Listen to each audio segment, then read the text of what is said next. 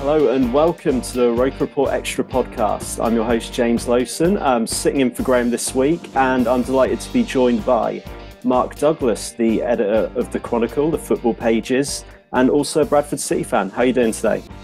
Not too bad, not too bad. Looking forward to the game on Saturday. Good stuff. I just wanted to start with Bradford. Obviously, things not quite going to plan this season, just above the relegation zone.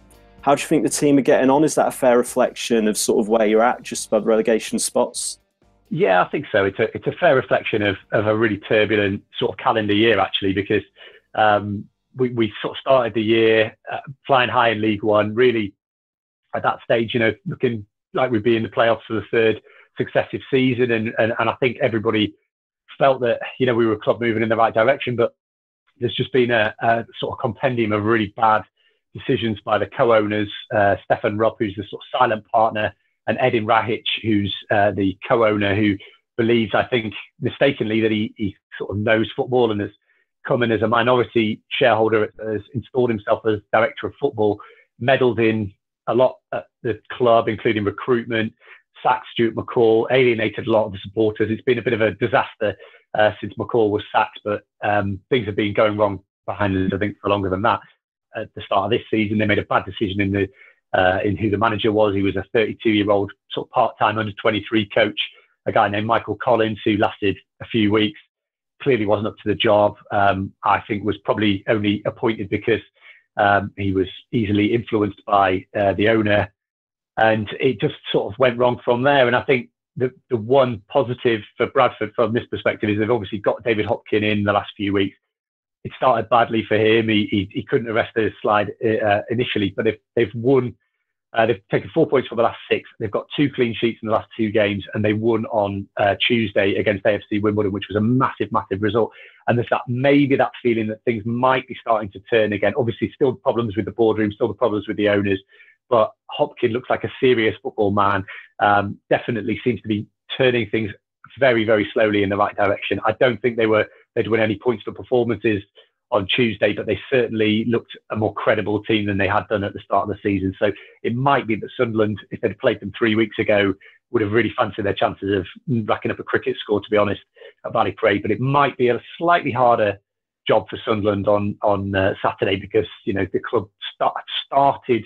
I think the team have started to look a little bit more like they're going to be difficult to beat, which is what Hopkin wanted in the first place.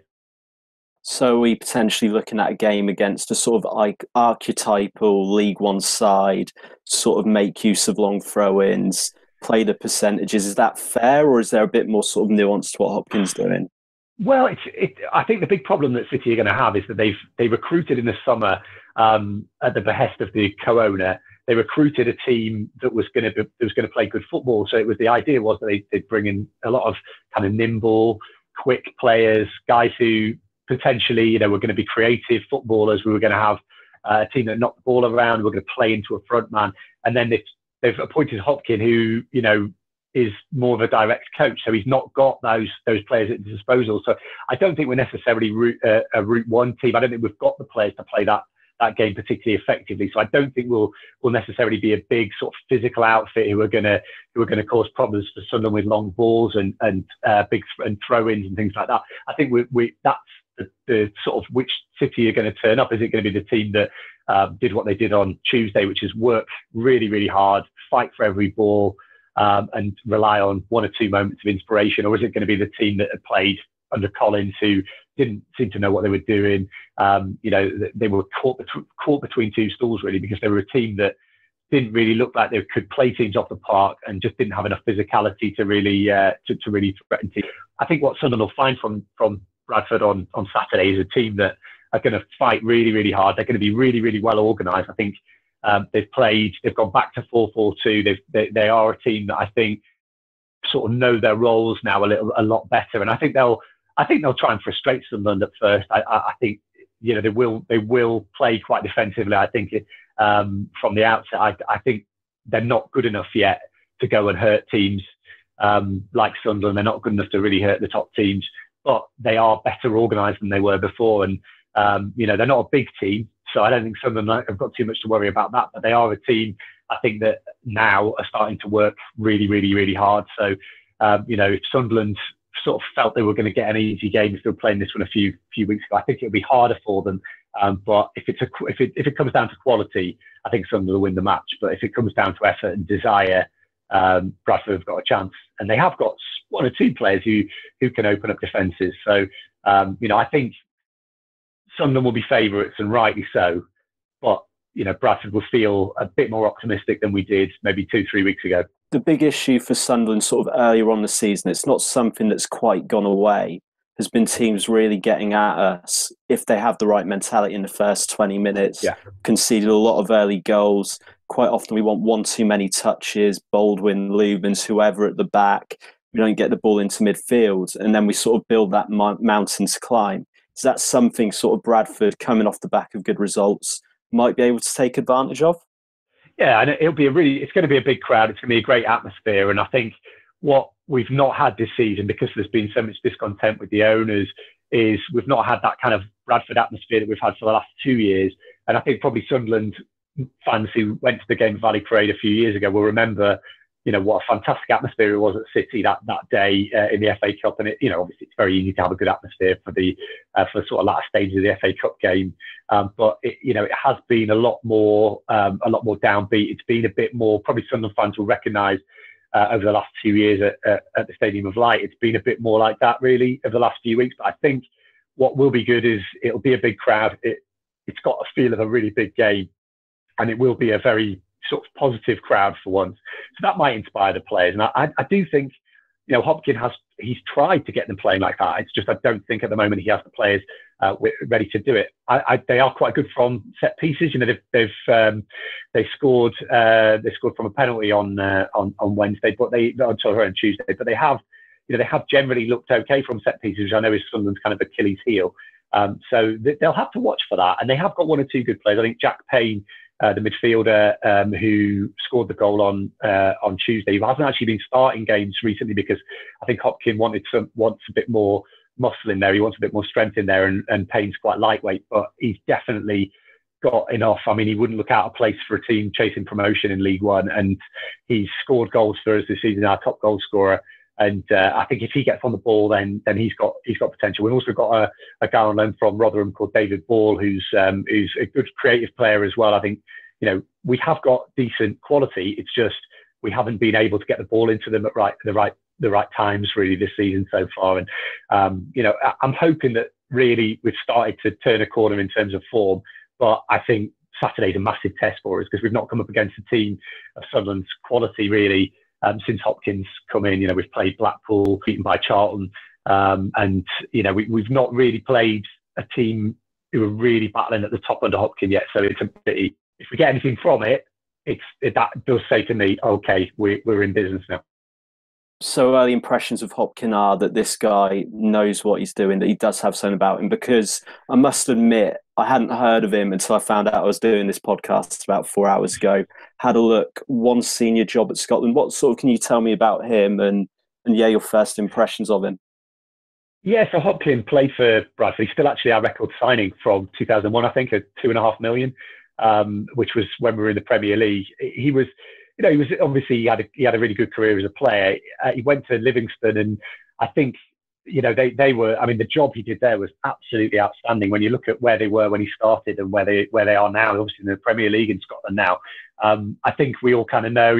Sunderland fans will know from Jack Ross obviously coming in as well that there were always question marks around whether the skills that you hone in the SPL or Scottish leagues are necessarily transferable to the English Football League. But I think he looks to me as if he's going to have a good career as a manager because he's, I think sometimes it's a little bit more about how people present themselves. And I think he certainly appears as if he's somebody who's not going to take any nonsense. He knows what he wants from a football club. I think he's pretty unashamed about the fact that he believes that, sometimes direct football and Route One and having players who can get the ball into forward positions quickly is what he needs. And I think that there's no doubt in my mind that he's got those qualities. He knows what he's doing, and he's a capable football manager. So I think he's destined for bigger and better things probably than Bradford. If he does well for the next 2 or 3 years, he'll probably go on to have a decent career. But I think he looks to me credible, as opposed to Collins, who didn't look credible at all and looked, to be honest, totally out of his depth. Yeah, that's really interesting. There seems to be quite a few similarities there with Ross. With Ross, instantly you can see a guy who knows how to set up a team, who knows how to get teams to press, who's just a genuine coach, and that instantly transferred. I mean, very quickly, Sunderland looks like a team that knew what they were doing, that where everyone understood their roles. Our issue's been, as he's had more players to work with, as he's tried to integrate back in injured players, maybe we've seen a few aspects of his tactical game that hasn't been great. And maybe he's been a bit naive at times in games. Maybe that he's one of the few Sunderland managers that's actually made mistakes in terms of killing off games. We haven't really had a manager that's too gung-ho since maybe Di Canio, really. I mean, if anything, It's been conservatism, stay in the Premier League, respect the point. And that's been quite interesting to see. But yeah, with him, you do get the sense that if you're a good coach, you're a good coach. And those skills are transferable from Scotland, maybe more so than on the playing side, where the quality is higher and obviously the depth of good players is higher. Because, I mean, Dylan McGeoch at the moment's one who's split in opinions. That's quite interesting. I think what's really interesting for me with Ross is that obviously he feels, I think, because he's come with a reputation for playing positive, creative, good football, I think he probably feels a little bit of maybe a bit of a responsibility to deliver that. And I think that's probably what is maybe the big difference between him and Hopkins, is that Hopkins come with, the job this season at Bradford is just to stay in League One, I think, probably, and then build after that. The problem that Ross will have is that obviously someone needs to get out of the league straight away. They need to really, I think as well, he will feel that he wants to imprint his footballing philosophy on the club as well, which is quick football. I think he's talked about how he wants to play high press. He wants to get the team knocking the ball around well, and there's a bit of a pressure, I think, sometimes for that as well, because he won't feel that he can necessarily go long and do what Hopkins has done at City, which is safety first, really basic stuff. I don't think he'll feel, I don't think he'll necessarily feel that he can do that at Sunderland, but you might find the longer and longer the season goes on that that's the best way to get it out, because it is a slog in League One, a massive, massive slog. And, Sunderland have thrown points away, I think. They've got some good, they've had some decent results where maybe they didn't deserve to win, say, Wimbledon and, one of the two of the other ones, but they, killing off games really in League One is just a case sometimes of doing the dirty stuff first. And I think maybe that's the lesson that Ross possibly needs to learn for the next half of the season. Yeah. I mean, there's definitely an issue of sort of maybe a lack of streetwiseness. I mean, there's definitely a lack of physicality in our team. Power coming back helps with that a bit. I mean, he's not a big guy, but he's just a guy who knows the league. So just having him there, he's somebody who's not afraid to stick a foot in. He's someone who can talk other players through games. That will help. But yeah, there's definitely been a sense of inexperience maybe costing us at times. Maybe a lack of communication. I mean, I think a team where everybody knows each other and gets on well don't concede a goal like our second goal against Burton. I don't know if you remember that one, where it's just a looped in free kick and you can sort of see a fan took a video behind the goal and Baldwin and Luvins aren't communicating, and before you know it, it's a free header. So I do think that's been a bit of a problem. Just to sort of circle back to the ownership situation, how does this guy compare to Ellis Short? One massive kind of difference between him and Ellis Short is I think probably Rahić is far too involved in the football side of things. I think he's convinced himself that he knows what football is. There's a quote he gave on the eve of the playoff final against Millwall a couple of years ago, where he said, Stuart McCall needs to respect me because I know football. And been thrown back at him so many times in the last year when things have gone really badly. He's made bad decisions because, his CV is pretty sketchy. I don't think any City fan can really see anything on his CV to suggest that he does know football. He's some kind of genius. He's had a bit of time at Stuttgart Kickers on the board there, but Stuttgart Kickers are not a team in a big German team, and there's sketchy details about what he actually did there as well. I think he's made money from working as the finance director of Bosch. So what convinces him to think that he knows football, I'm not really sure, and I think he's alienated a lot of people at Bradford. The big difference between him and Ellis Short is that Short, obviously, it started to go wrong for him at Sunderland. I think when he decided, look, I'm not going to support this club anymore. I'm not going to put money in, but not only am I not going to put money in, I'm going to sort of effectively run it at a distance and let it wither and die. And I think the big difference at City is that I think it's probably a case of an overbearing owner who won't admit his own mistakes. I think with Ellis Short, he kind of did admit his own mistakes towards the end and decided, look, I'm not going to do anything to sort it out other than just employ people at the football club to try and sort it out, and leave them to it, not give them any help, not give them any money. And I think, Ellis Short did so much damage to the football club from doing that, because, my feeling is that if you're an owner and you make bad decisions, you have to then own those decisions. I think he should have tried to put things right in a different way from what he did, which is, just effectively cut the club adrift and just say, get on with it. I think what's happened at City is that we've had a really bad owner in the total opposite way. He's been far too involved. He's convinced himself that Bradford is an anachronistic club that doesn't know what it's doing, and I'm the only one who can come in and save it. But the sort of stupidity of that was, when he took over, we were kind of chasing for promotion in League One. We had a fan base that was really motivated, selling a lot of season tickets, a really positive, good atmosphere around the place off the back of sort of 4 or 5 years of steady progress. And he's kind of killed all of that in one sort of fell swoop. Whereas with Short, to be fair to him, there was periods, I think, at Sunderland where it felt like they were ready to take off, and he did do things in the right way. But as I think you said to me before, which I think was absolutely spot on, he just entrusted totally the wrong people at the football club. I think the problem with City is that Rahić, who is, I think, a bad owner, he's got a lot wrong in this last year. Yeah, so there's two clubs that instantly come to mind when you say that. It's QPR when they went through with the Formula One guys, and they would be walking all over someone like Gareth Ainsworth, who's obviously gone on to prove he's a good manager, and they'd obviously be wanting certain players subbed off at half time and whatnot.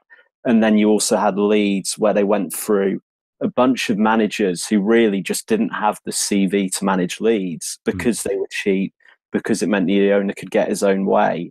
And that feels a bit like what might have happened with Michael Collins, somebody who obviously wanted his first gig in management, couldn't turn down the opportunity, but just wasn't prepared. Is that fair?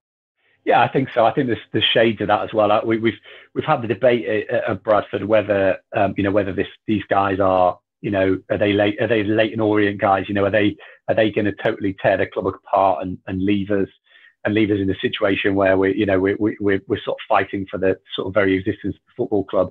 And I think the feeling was at the start that Rahić and Rob, who's this kind of silent partner, but the guy who's put all the money in, we felt that maybe they were they had just made the wrong decisions, which I think was always the kind of thing with Ellis Short, wasn't it? But I think now we've kind of moved on, because he did so many things in the summer that were sort of deliberate, and felt like it was very much my way or the highway. He did a lot of things, alienated a lot of people, and we're now sort of thinking these are bad owners rather than well-intentioned owners who are getting things wrong. I think it feels at the moment like Edin Rahić is a bad owner, which is kind of where the QPR situation came in. Ironically, the guys who were in charge of QPR, there was some talk of them taking over before these two Germans came in, and that sort of made my blood run cold, because just didn't feel right at all. Ironically, we've ended up probably with a different version of the same thing, but with no money, because I don't think they have a lot of money. I don't think they've invested a hell of a lot as well. I think the thing with Leeds was always a situation with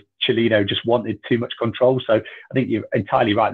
The two parallels there are owners who sort of want a massive say in the football side of things, and my feeling with that is it's never right. You can't have a director of football coming in and saying effectively, we're gonna come in and take over the football club and make football decisions. It's just not that way. It shouldn't be that way.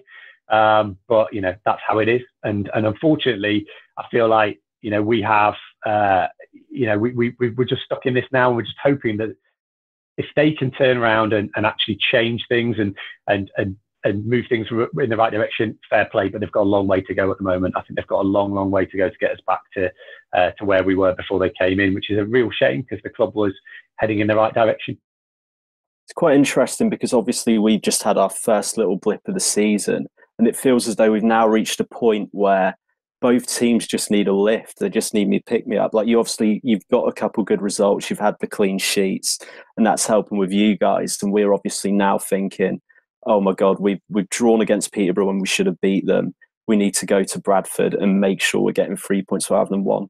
But just before we sort of go into the nitty-gritty of the game again, I was hoping you could reassure me about Charlie White, because he only played 189 minutes for us, scored 1 goal.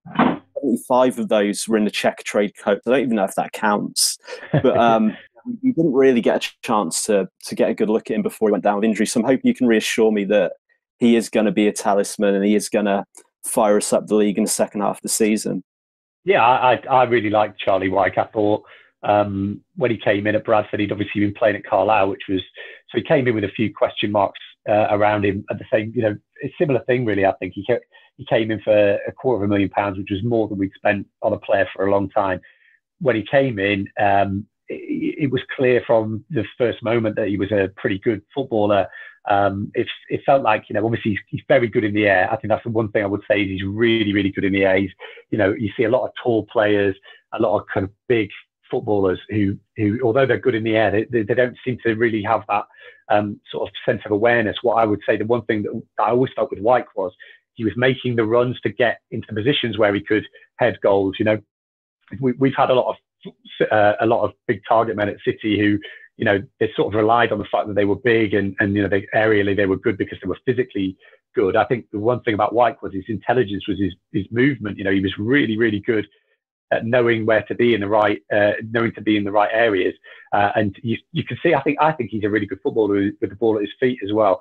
If you look through the kind of highlights reel at his time at Bradford, a lot of those goals were just moving into the right areas, making the right runs, and sort of then obviously finishing well as well. So I really do think that he's going to be a good footballer for Sunderland. I think if Sunderland go up, which I kind of expect Sunderland to go up this year, I think he'll be good in the Championship as well. I was really surprised that no team in the Championship came in for him, because I thought it looked to me as if, he's that good. He's got that ability, and he scores goals. You said he's not played too many times for Sunderland, but he has already scored for you.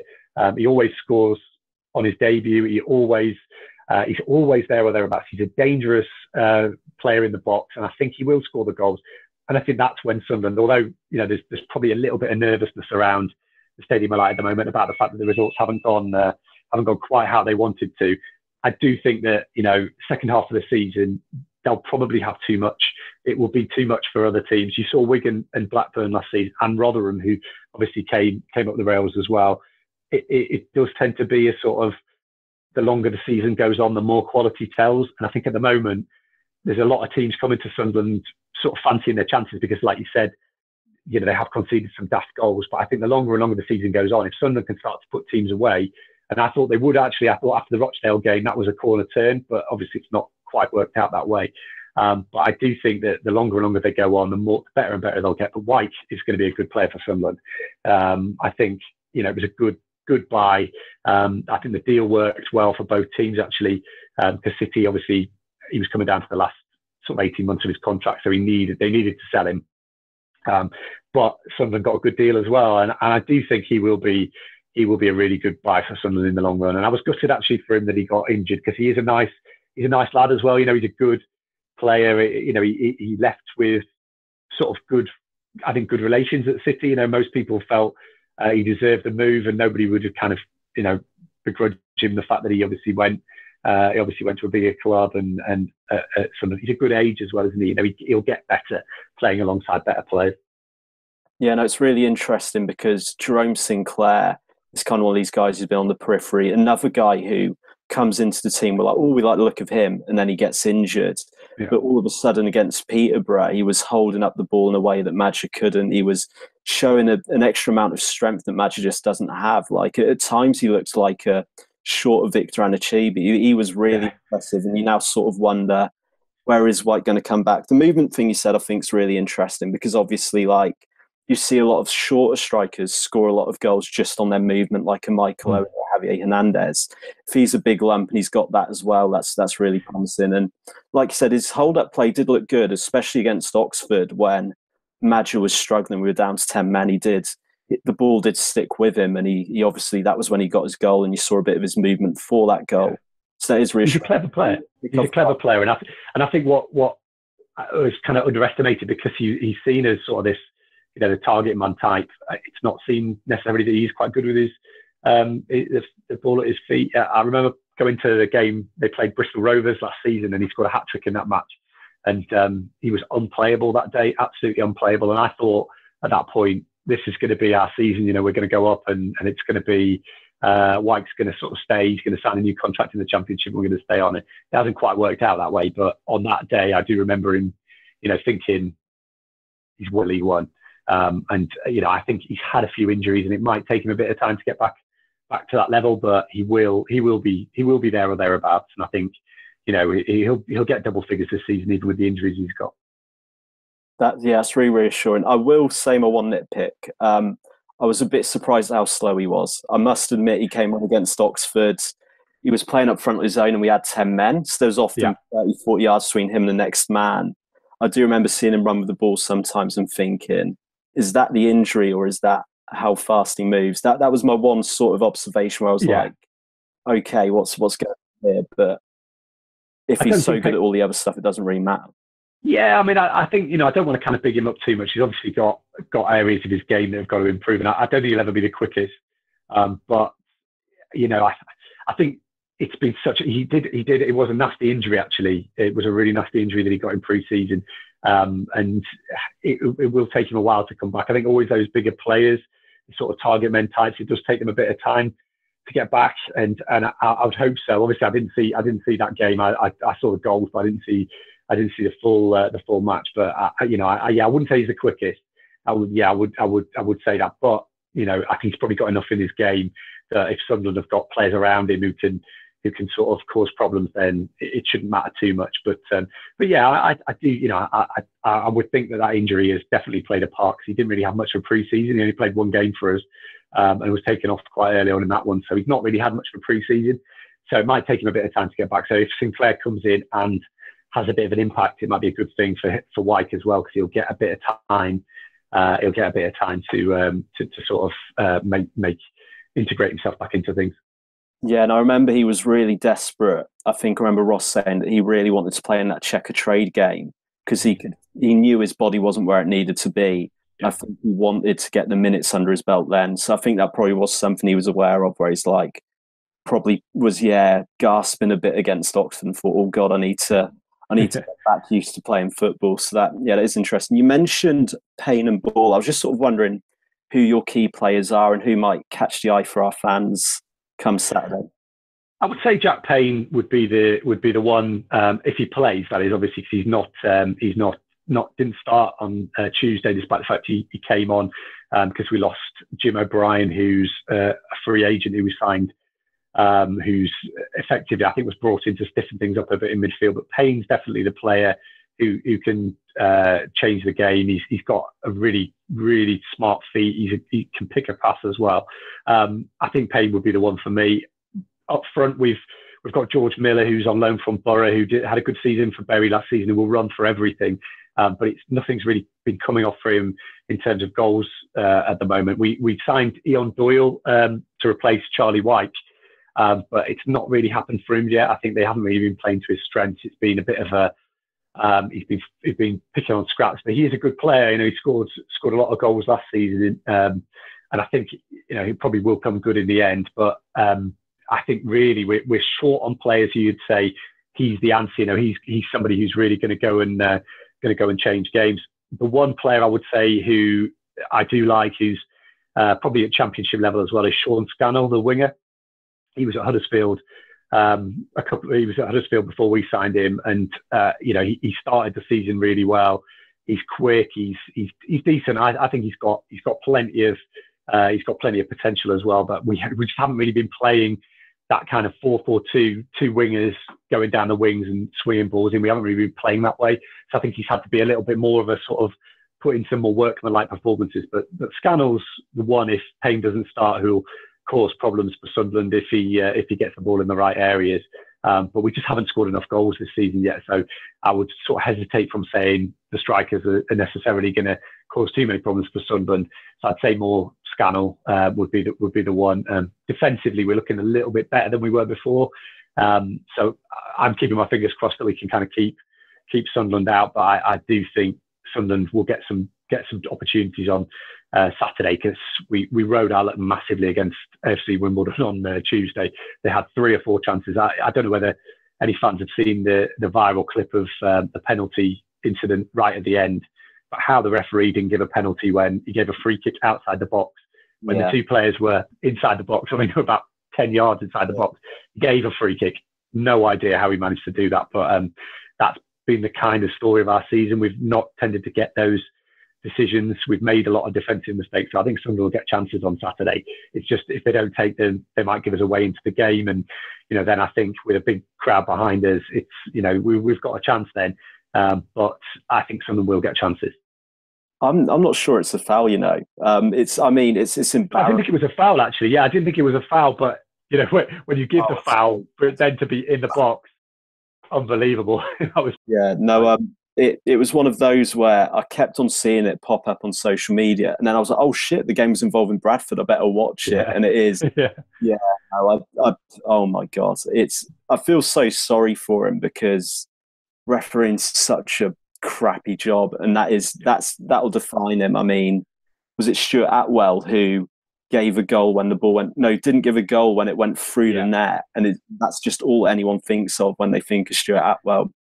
Yeah, it'd be interesting whether the ref gets a game on Saturday. I would doubt he probably won't after that one's gone viral. It's a little bit unfair as well, because what tends to happen at our level is there's a lot of bad decisions, because the referees don't tend to be quite as good as they are at Championship Premier League level, but they hardly ever get picked up, because nobody's really paying that much attention, unlike at Premier League Championship level, where there's so much focus and so much coverage. And he was kind of unlucky, because I think because it sort of went viral, so I think a Bradford fan put it out, or somebody put it out on Twitter, and then it got picked up by a lot of these sort of betting accounts and people who do trying to make content go viral. And then it was so blatant that I think it then does the rounds on social media, and the ref's been a little bit unlucky there, because if somebody hadn't flagged it up on Twitter and it hadn't sort of gone viral, he would have got away with it. It's a weird one, because last year I was prepared for terrible referees. And apart from Preston away, where we should have had 4 penalties, I didn't think they were that bad. It was the gap in quality of goalkeepers, not just at Sunderland, but everywhere, that just completely caught me by surprise. The referees weren't that bad, but this season it's been awful. I mean, I'm sure you must have seen the amount of stuff about the referee we had on Tuesday, how the Oviedo sending off was probably the only decision he got right all game for either team. It was farcical, like some of the fouls he was given against Sinclair, and then at the other end, Tony on Flanagan, and it was just, it was embarrassing. It was so embarrassing. And it's really strange, because I was expecting to notice the difference in the Championship, and I didn't. And then one level further down, and it's so noticeable. It's massive, yeah. It's a huge difference. I think that's the one thing that I think you do find at our level, is that the referees just are not as good. I think the other thing, that the massive difference that I noticed when I kind of watch Championship and Premier League football to League One, is the amount of chances that strikers miss. It's absolutely incredible. You get away with so much more at League One level than you do at Championship or Premier League level. You can have a really bad performance, but somehow you don't get punished for it, and you can end up winning the game. And I think some have been unlucky in a way, because I think they've actually come up against some teams that have been quite ruthless against them. They've probably, Peterborough, as you said, could have been blown away by the time Sunderland obviously went down to 10 men, and then Peterborough have scored, and they are one of the better teams in the division probably. But Sunderland have been a bit unlucky really from that perspective, because a lot of teams, I've watched 3 games City this year on iFollow. I've not been able to get to too many of the matches, but I watched 3 games on iFollow, and the amount of chances that the opposition have missed against City this year is unbelievable. I mean, they missed 3 or 4 absolute sitters on Tuesday. Burton we played and won 1-0 as well, and they had all of the game, and I don't know how they didn't score. And then we played Blackpool, which was the other game I watched, and lost 3-2. But they'd had loads of chances before we went 2-0 up, and then they eventually did score and stuff as well. So it does feel to me as if at our level, you don't get punished half as much as you do in the Championship and Premier League. And Sunderland have maybe been a little bit unlucky to come up against teams who are teams are going to be motivated against Sunderland because they are the biggest team in the division. And that is maybe what's happening, really, is that you're coming up against teams that are playing at the top of their level every week because they just want to beat Sunderland because they know that Sunderland are the biggest team in the division. Yeah, I think we've had it both ways. I think Gillingham away and Wimbledon away, back to back, both games where the Wimbledon game, the strikers missed from 6 yards on the half volley, hit it 2 yards over at 1-1. Then Lee Catmull's banged in a volley at the other end. 3 points, thank you very much. Yeah. The Gillingham game was one where they had most of the clear chance in the game. Honeyman scored a beauty. Powers scored a beauty. We score a really good passing move goal at 4-1. And it's a flattering scoreline. But then, the Oxford game was one where they've scored a beauty of a free kick from like 22 yards. We've actually defended well with 10 men. And they've not really created anything in that game, and you kind of think, well, that could easily have been 3 points. If we hadn't had a harsh red card, it definitely would have been. So I think I definitely had it both ways. I'm glad you mentioned Sean Scannell because he's the only other player other than Jack Payne I'd heard of. Right. How the Bradford team looking. Is it two O'Briens that are playing in central midfield? Yeah, so we've got James O'Brien was the guy we signed on a free agent from. I think he was at Livingston before. I think he was at Livingston when last season, but he was a free agent at the start of this season, and he came in. Hopkins basically, I think, brought him in because he did feel we had enough sort of strength and muscle in the centre of midfield, so he brought him in, and he got injured on Tuesday, so he's not going to play on Saturday. But then the other guy is a guy called Lewis O'Brien, who's another loanee that we've brought in, a really sort of highly rated guy from Huddersfield. But he looks very callow to me. He's very young. I think he's only 18, 19, and he looks it. But he's obviously got ability.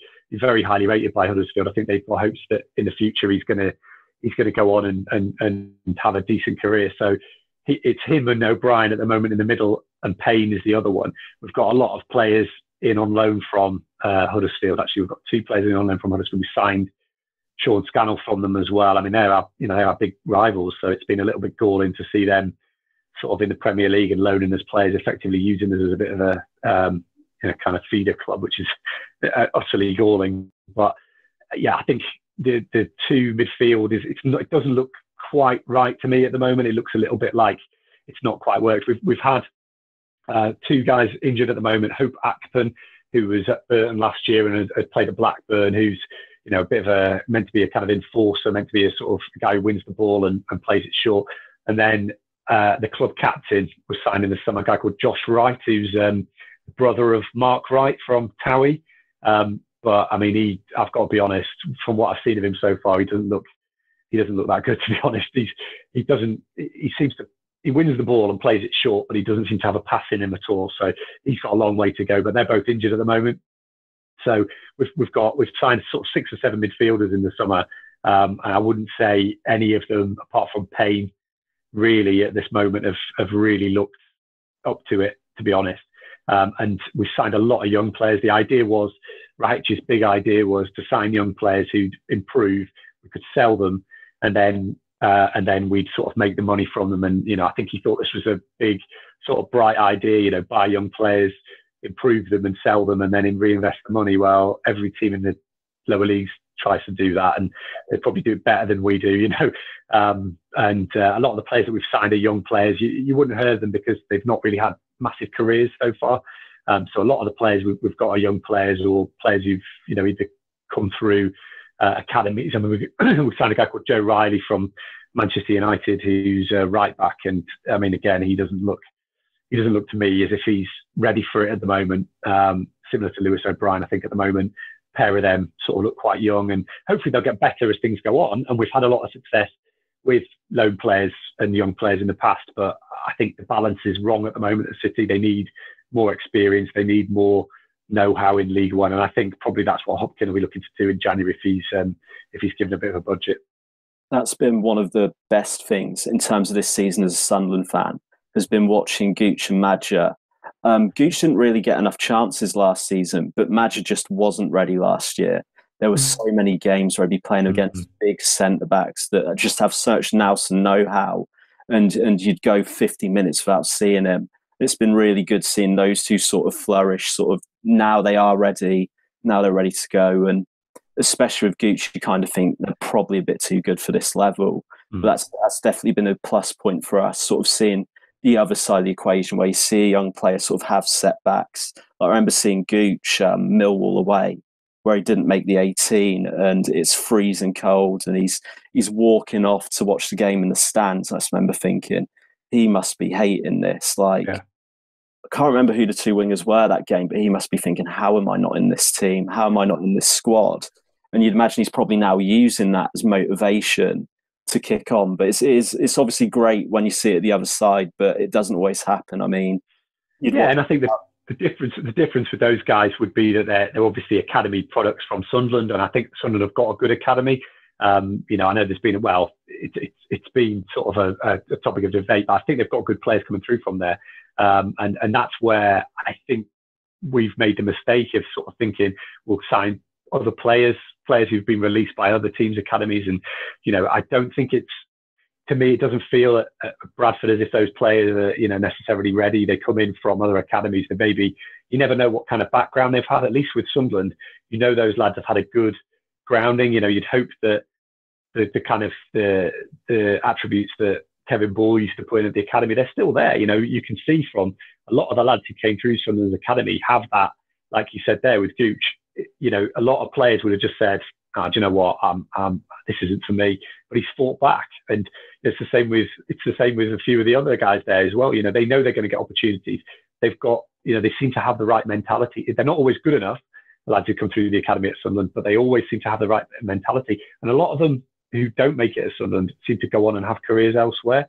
We had Billy Knott at City, who's, I know it's obviously not quite gone the way that he wanted it to go, because I think he's had off the field problems, which he's talked about as well. But when he came to City, he did really well because he was, he'd spent a bit of time in Sunderland's academy, and there are a lot of players at Sunderland who've come through the academy who've maybe gone to play for other clubs and have done well because they're grounded lads. And I think that's why Sunderland's academy players are not sort of seeing themselves as too big for League One. They're coming in and you can see that they've got the right attitude to it, and they've been probably the better players, I would say. Obviously I've not seen too much of Sunderland this season, but it seems to me that they've been some of the better players that some have had this season. I'd say them two, Baldwin, Power, and probably the keeper McLaughlin, you'd probably say the top five. I think you'd probably...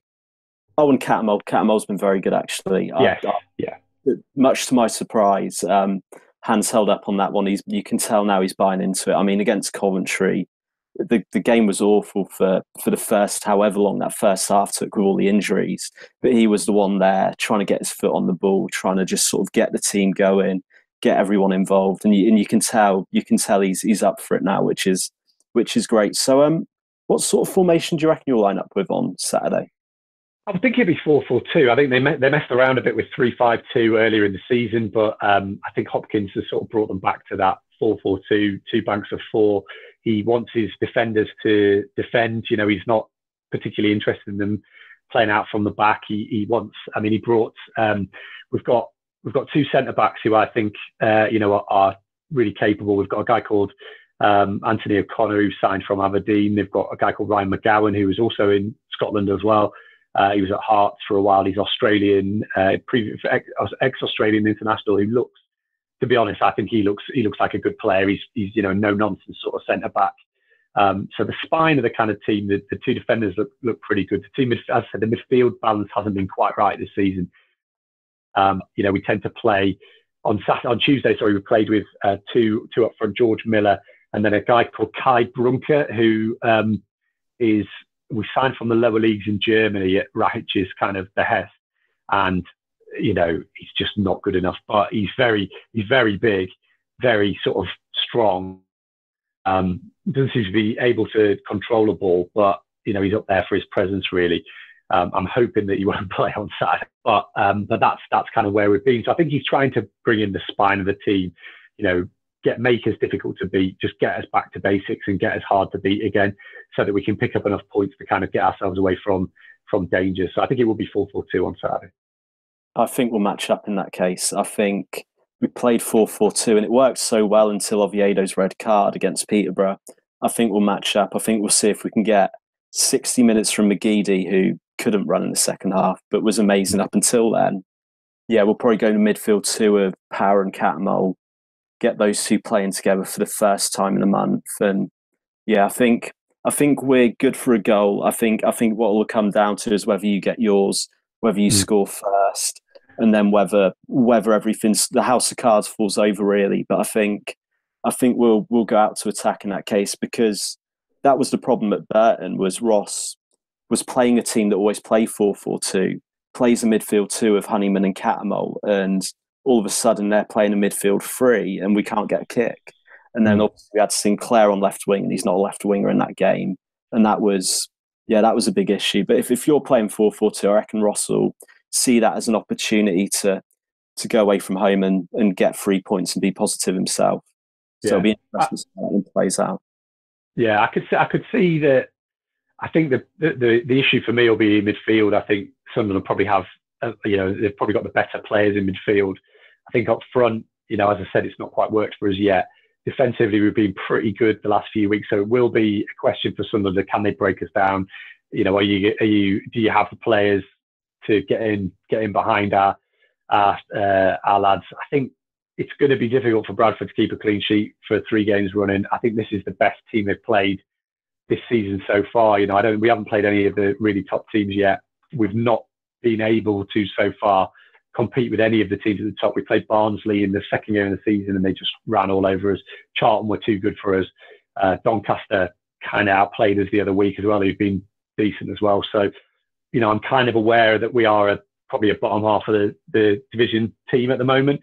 So Sunderland, I don't want to sell my lads short. And if this was last season, I would have been saying something very, very different. But I think Sunderland should be looking to get 3 points on Saturday. And if we get anything out of it, I'll be happy. Okay, so just a few final ones before we wrap up. Is there anyone you fear in the Sunderland team? Who's the guy who, if he's got the ball at his feet, you're thinking, oh, we're in trouble here? Yeah, well, I think Marge is definitely the one because of his pace. I do worry about him. Power, as you said, is probably one of the better midfielders in the division. If he gets the ball, then if he sees a lot of the ball, then we're going to be in a bit of trouble.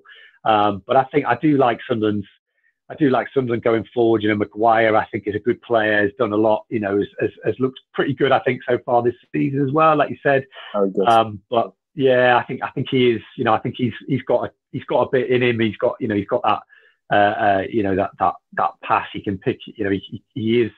I think he's a good player as well. And I think any of those, Catmull, like you said before, if the mood takes him and he gets game by the scruff of its neck, it's going to be difficult for us because we don't have that same sort of presence in the centre of midfield. If you win the midfield battle, it's going to be difficult for us to sit a little bit. But I think if you'd said to me 2 weeks ago, what's the score going to be, I would have been very gloomy about it. But I think there've been some slight signs of green shoots of recovery from us in the last few weeks. I do think that, it'll be a big crowd. It'll be a positive crowd for City.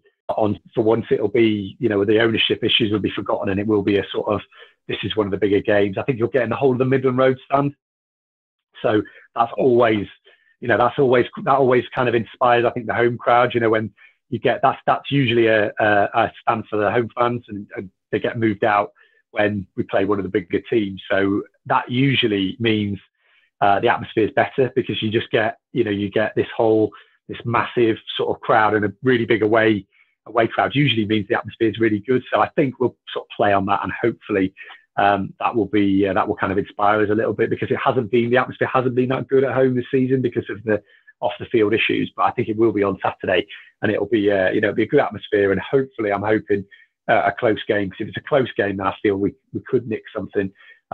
If Sunderland sort of come and do what they're capable of doing, it could be a good score. And Sunderland have, I remember down the years, Sunderland have had, obviously they lost the FA Cup game a few years back, but they generally had a pretty good record at Valley Parade before then. I remember the season in the Premier League when we both got up the year before, beating us 4-0 with Quinny there, and I think they beat us in the year that we both went up from the Championship, or what was it, Division 1 as it was at the time.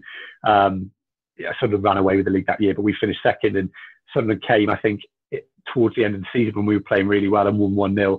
And they did tend to do pretty well at Valley Parade, and that's why I was quite surprised the other year when we won that FA Cup game. But I think the stars aligned that day, didn't they? Because Gus Poyet was having an absolute nightmare at the time, and we just kind of caught Sunderland on a good day. Our pitch was absolutely atrocious. It was a vegetable patch basically, and I think Sunderland just didn't fancy it that day at all. But it'll be a different kettle of fish on Saturday. But yeah, I'm looking forward to it. Actually, I think it'll be a cracking game. Yeah, I'm looking forward to that one. And I've got the day off for the Boxing Day game, so I'm going to be going there. I'm going to be going there for that one on Boxing Day. I think that'll be fantastic. I can't wait. I really can't wait. It's been it's been a while since I went to the stadium like the City. It was the last time was probably the season before I think we went up. And Sunderland looked pretty good that year, and obviously didn't quite make it that year. I think they got knocked out in the playoffs. I think it was that year. Yeah, the Jeff Whitley year. Yeah. But so I'm really looking forward to it, and I think it's, in an ideal situation, I'd be hoping that if we were playing Sunderland, we'd have been in, at least one league higher than we are at the moment. I was gutted that Sunderland went down last year. It's just not a club that should be at that level, in my opinion. I think that whatever you sort of feel about what's gone wrong in the last few years, the club should not be at that level. And, I really hope that it's a short stay in League One. And I really hope, to be honest, that, you can go through the leagues again, because, it's an absolute travesty that Sunderland are playing at League One. It's great for a team like Bradford to be playing them, but it's, it really is not good enough really from the football club. And hopefully the new owners, the new manager, and the sort of air of positivity around it will kind of inspire this season. I do think, obviously the results haven't gone brilliantly in the last 5 or 6 games, but I do think that they'll have enough towards the end of the season. And I really keep my fingers crossed that they do go up, because the Northeast basically needs, I think, at least 2 teams in the Premier League, potentially 3. And Sunderland have the capability, if they get things moving in the right direction, to go up again next year if they go up, and that would be ideal really. And I just can't believe really that they're in League One, to be honest. Yeah, no, I'm still enjoying it. It's not got stressful yet, League One. I've got so much to lose, and it's still quite fun. It's still a bit of a novelty. It mightn't feel like that in April, but for now, now it's okay. For now, it's not too bad. The honeymoon period of the owners we're still just about in it. I mean, obviously that's what makes this game so crucial, because we've not won too much in the last sort of 6 weeks. So it's going to be fascinating. I think it's interesting what you said about sort of the big away following bringing the best out of the home crowd as well, because I kind of sensed that a bit at Coventry. I was a bit taken aback when I sort of walked into the Rico at just how loud the home support was, just how leery they were, and just how much they were up for it. I think they were like, we can't be outsung by 5,000 Mackhams, let's go for it. And you really had that sort of, especially for the first hour when the game was crap, there was a lot of noise in the stadium, and it made it that bit more bearable. I think we've circled around it enough, Mark. I think it's prediction time. What do you reckon? My heart says that we can get something out of it, 1-1, but I think probably 3-1 Sunderland. If I'm being realistic, I think that Sunderland will probably have a bit too much forward. I think last season, if you'd have asked me with the team that we had last year, I'd have fancied us to win. I think this year, I do think we're quite a limited team, so I would say that Sunderland will win the game. But as you said, the beauty of football is that you never know, and the way that we've been playing the last 2 games gives me a little bit more hope. But I think Sunderland will probably win, and they'll probably score a couple of 3 goals as well. Yeah, and I think this combination that we've seen now of a front 4 of Maguire, McGeady, Sinclair and Madger, I just think it's going to be a bit too much firepower. I'm going to go 2-1. But yeah, no, if you can defend, you've got a chance against us, because we're not there yet. We're not there yet sort of defensively, but it should be a really interesting game, and I'm really looking forward to it. Will you get a chance to watch it, or are you busy?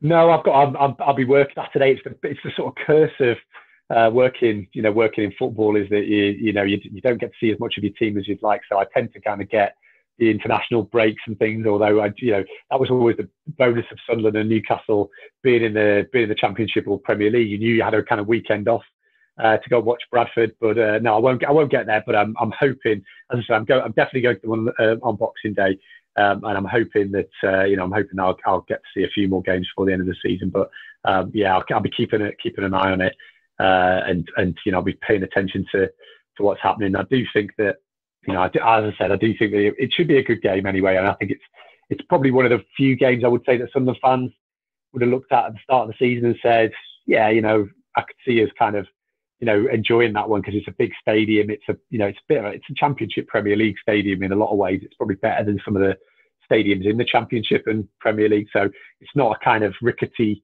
Accrington Stanley style ground. It's quite a decent, it's a good facilities, decent. I mean, you have a good day if you're going because it's the city's been on the up a bit as well. So there's a few places on North Parade. If there's anyone listening to this who's going for a drink, North Parade in Bradford has a few bars on it. And I think away fans get welcome there as well. And mostly I think City, it's always a good atmosphere there.